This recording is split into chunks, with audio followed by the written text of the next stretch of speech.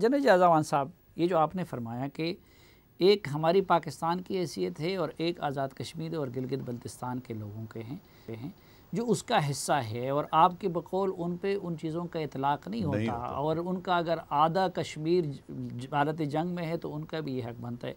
एक ये कि फिर इस मामले में एक तो ड्राइविंग सीट पे उनको लाना चाहिए, और लेकिन यहाँ पे हम देख रहे हैं कि ड्राइविंग सीट पे वो नहीं होते। तो इस कश्मीर और गिलगित बल्तिस्तान की हैसियत के तयन के लिए क्या सिर्फ ये नक्शे में उनको रिफ़्लेक्ट करना काफ़ी था? हम इस तहरीक को नतीजा खेज़ बनाने के लिए आज़ाद कश्मीर और गिलगित बल्तिस्तान के साथ क्या डील करें? पहले तो एक रुकावट थी, अब अगर उसने नाजायज़ तौर पर उसका अपना आइन का हिस्सा बना लिया तो क्या हम जायज़ तौर पर नहीं कर सकते? देखिए, हम जाएं फर्स्ट थिंग फर्स्ट जिसे कहते हैं ना, इस वक्त टाइम सेंसिटिविटी को अपने सामने रखना है। जो कुछ कश्मीर में हो रहा है, इंडियन ऑक्यूपाइड कश्मीर में, वो एक इंतहाई टाइम सेंसिटिव इशू है ह्यूमैनिटेरियन एस्पेक्ट के हिसाब से। उसका पूरी स्ट्रगल के ऊपर या पूरे मुस्तकबिल के ऊपर, कश्मीर के ऊपर बहुत गहरा असर पड़ेगा। अगर हम इस चक्कर में पड़ जाएं कि पहले इस कश्मीर का, देखो एक ऑप्शन है कि आप इसमें प्लेबिसिट करवा लें अंडर यूएन ऑस्पिसेस और ऑफर करें कि जी हम प्लेबिसिट करवाते हैं और इनका पहले ओपिनियन ले लेते हैं, ये भी एक ऑप्शन है।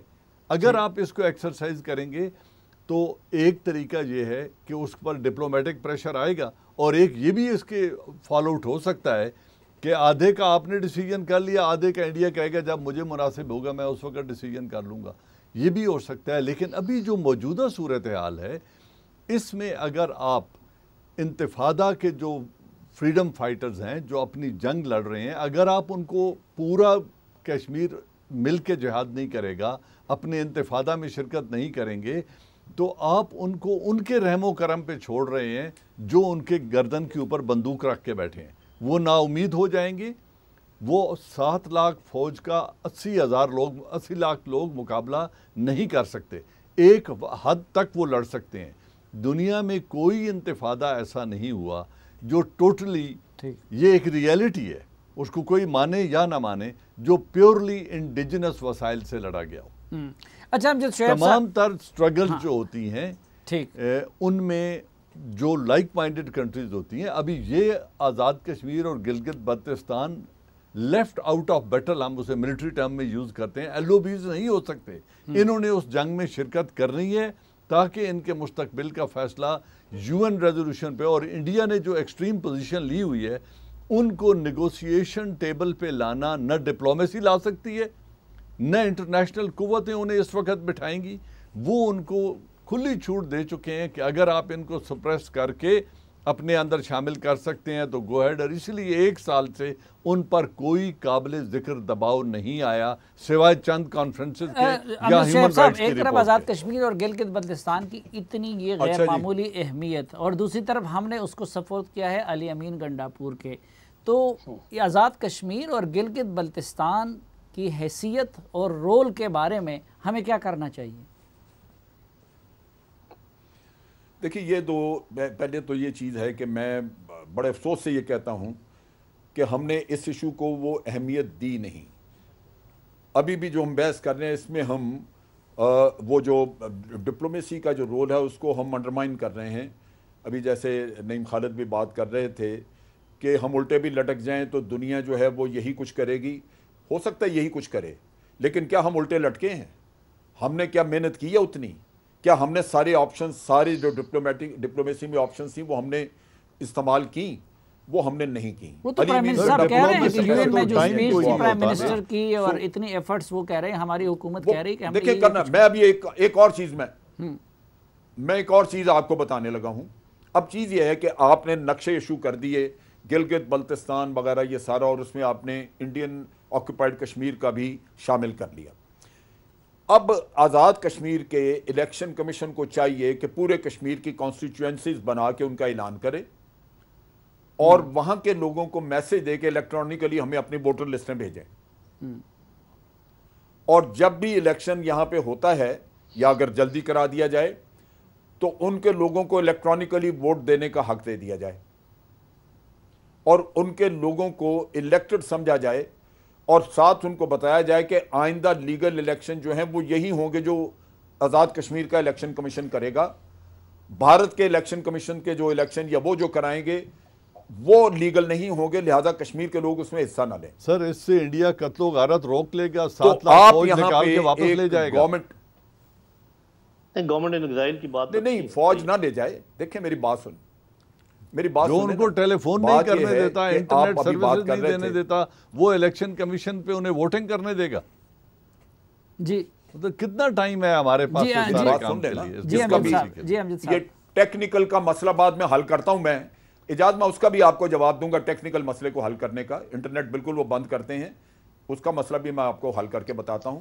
लेकिन एक चीज़ ज़हन में रखें कि सिर्फ यहाँ पे आधे हिस्से के ऊपर अगर आप प्लेबिसाइड कराते हैं तो वो उतना इफेक्टिव हल नहीं जितना पूरे कश्मीर के ऊपर हक जता के ये करते हैं। ठीक, आज सिख वहां पे आप देख लीजिए कि वो बाहर एक रेफरेंडम कराने के लिए फिर रहे हैं, आप क्यों हाथ काट के बैठे हुए हैं? अच्छा अमजद साहब मैं माफी चाहता आगे हूँ, बढ़ें। वक्त हमारा आपके पास एक लेजिटिमेट जी मैं भी जी कुछ वक्त हमारा हुआ, लेकिन नहीं यहाँ पे मौलवी साहब हुकूमत मैं कहता मौजूद हूँ कि ये इसमें अभी तो देखें एक तरफ पोजीशन ये भी है कि आज़ाद कश्मीर को और गिलगित बल्तिस्तान को हमारी एक मिनिस्ट्री डील करती है। उस मिनिस्ट्री को भी हमने सपोर्ट कर दिया है अली अमीन गंडापुर के, और दूसरी तरफ हम अपनी कॉन्स्टिट्यूशन में उनको जगह भी नहीं दे रहे हैं। तो इसकी क्या हैसियत होनी चाहिए? अब जो जनरल साहब ने तजवीज़ दी कि वो इलेक्शन करें और उसमें उनको भी अपने साथ ले लें। जी मेरा ख्याल है कि हम वैसे ही घबराए हुए हैं, बहुत सारे काम हम कर सकते हैं। मिसाल के तौर पे आप इन दोनों को सूबे का दर्जा देकर साथ एक कंडीशन लगा सकते हैं कि जब भी प्लेबिसाइट होगा तो दोबारा हम इसको रिव्यू करेंगे कि कैसे किया जाए। आप गिलगित बल्तिस्तान को प्रॉपर सूबा बनाएं, उनको सेनेट में आप जगह दें, आज़ाद कश्मीर को प्रॉपर सूबा बनाएं, उसको सेनेट में आप जगह दें। और साथ ही अलबत्ता ये बात मैं मानता हूँ बिल्कुल जो हम जो शैब कह रहे हैं कि आप एक हुकूमत इन एग्जाइल भी ज़रूर बनाएं। इस वक्त तो हम एक और बहुत बड़ा डिप्लोमेटिक मनूवर कर सकते हैं, वो ये कि उन्होंने चूंकि वहाँ पर लोगों को आबाद करना शुरू किया है, हम यूएन को ये कह सकते हैं कि अब वहाँ पर पॉपुलेशन सेंसस करवाएं, वहाँ भी और यहाँ भी, ताकि ना हम चेंज कर सकें डेमोग्राफी, ना वो चेंज कर सके। ये बड़ी ऐसी चीज़ है जो कि दुनिया मानेगी अगर हम इस पर कोशिश करें। और बहुत सारी चीज़ें जो हम कर सकते हैं। तो मैं इस चीज़ का हामी हूँ कि इनको सूबे बनाने चाहिए विद द कंडीशन कि जब भी ये फैसला होगा और इनको बाकायदा सेनेट में भी जगह दें विद द कंडीशन, एक टेम्परेरी अरेंजमेंट जिसको कहते हैं। वक्त हमारा खत्म है जिन साहब, आप एग्री करते हैं ये प्रोविजनल सूबे बनाने की? देखिए इसमें लीगली दो चीज़ें हैं, मैं सिर्फ इशारा कर देता हूँ क्योंकि आपके पास वक्त नहीं है। एक है 13 सितंबर 1947 का स्टैंड स्टिल एग्रीमेंट जो कायद-ए-आज़म मोहम्मद अली जिन्ना ने साइन किया था और हरी सिंह ने ऑफ़र की थी। उन्होंने इंडिया और पाकिस्तान को ऑफ़र किया था, पाकिस्तान ने पहले एक्सेप्ट किया और कायद-ए-आज़म मोहम्मद अली जिन्ना ने साइन किया। मोदी ने ऐसी तैसी कर दी ना। जब एक आदमी उसको एक्सेप्ट ही नहीं करता, फिर वो एक्सेशन जो है 26 अक्टूबर की जो हरी सिंह ने एक्सेशन साइन की टुवर्ड्स इंडिया, ये उसके दो लीगल एस्पेक्ट्स हैं। इसकी जंग में तब मामला हल तलब होगा, तब बायलैटरली या इंटरनेशनली हल होगा जब इसके ऊपर बैठकर बात होगी और टेबल पे बिठाने के लिए इंतफादा एंड आर्म्ड स्ट्रगल ही वाहिद रास्ता है जो इनको टेबल पर बिठाएगा।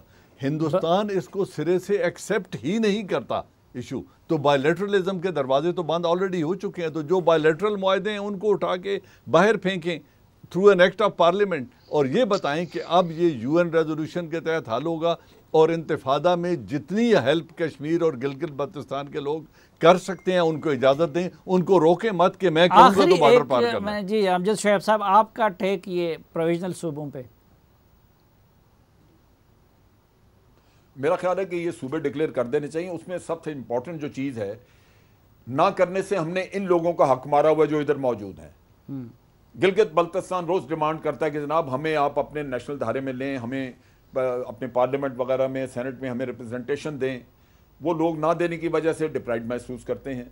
तो उनको तो हक मिलना चाहिए, बेशक प्रोविजनल दें उनको, उनके प्रोविजनल रखें, लेकिन उनको दे देना चाहिए ताकि ये एक उनका मुतालबा भी पूरा हो जाए, उनकी रिप्रेजेंटेशन बेहतर हो और वो मेन धारे में आना शुरू करें। वो बहुत शुक्रिया जी आप तीनों का।